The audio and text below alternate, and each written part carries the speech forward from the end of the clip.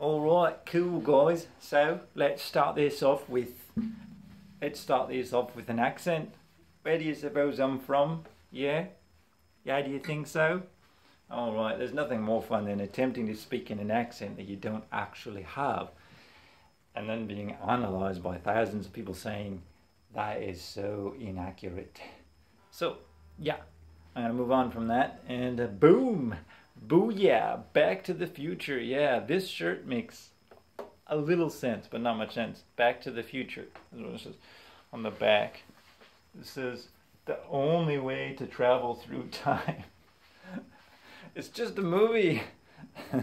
Although a time machine would be the only way to travel through time, which is what I'm going to try to do right now. Okay, so I was an elementary school student, and I grabbed a rock and I said, "Hey Mom, watch this." Stuck the rock up my nose, and I'm like, hee hee hee hee. And she's like, "Take that out." So I tried, but you know what happens sometimes when you pick your nose, it goes higher up. So it went higher up, and I couldn't get it out, and I started screaming, "It's stuck, it's stuck." She grabs a tissue, and she goes, "Blow, blow, come on, blow." Out comes all the snot and the rock. Ew, that was gross. But it's a good memory.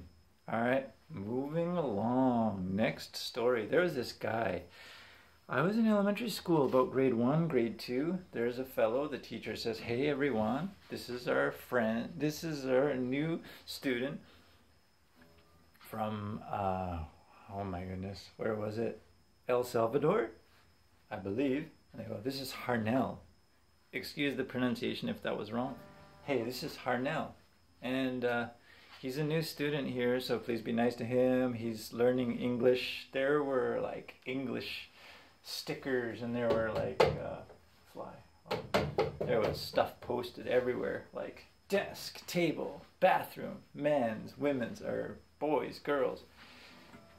I suppose that helped him to learn English. I mean, for spelling and reading, that was cool.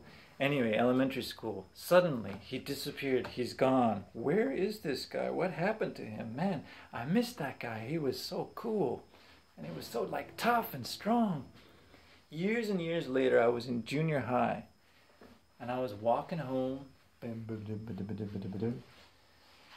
there's this other guy who keeps staring at me. Staring. He's staring. And I'm staring at him. This guy looks familiar. And he comes up to me. "Are you Ryan Hamilton?" Sorry, excuse the accent there. "Are you Ryan Hamilton?" "Yeah." Ooh, oops. I just revealed my name. Alright. And I'm like, "Yeah, that's me." "Oh man, is it Harnell? Is it you?" And I immediately knew who he was, and he immediately remembered who I was. He remembered my full name. Can you believe that? And so I was like, "Oh man, it's been so long. What have you been doing? Where have you been?" He said, "Oh, I was in Calgary, and I moved to Lethbridge, and yada yada." And I was just blown away, and I'm like, "Man, we gotta hang out. And where do you live?" It turned out he lived like really close to my house where I lived. So we walked home together sometimes and hung out.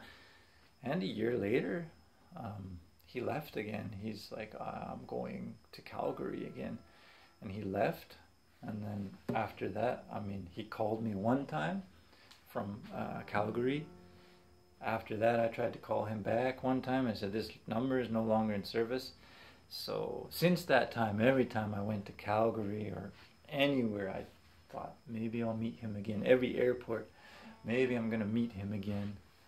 Man, if you're watching this, please get in touch with me, because I'm wondering about you. Okay, that's 2 stories.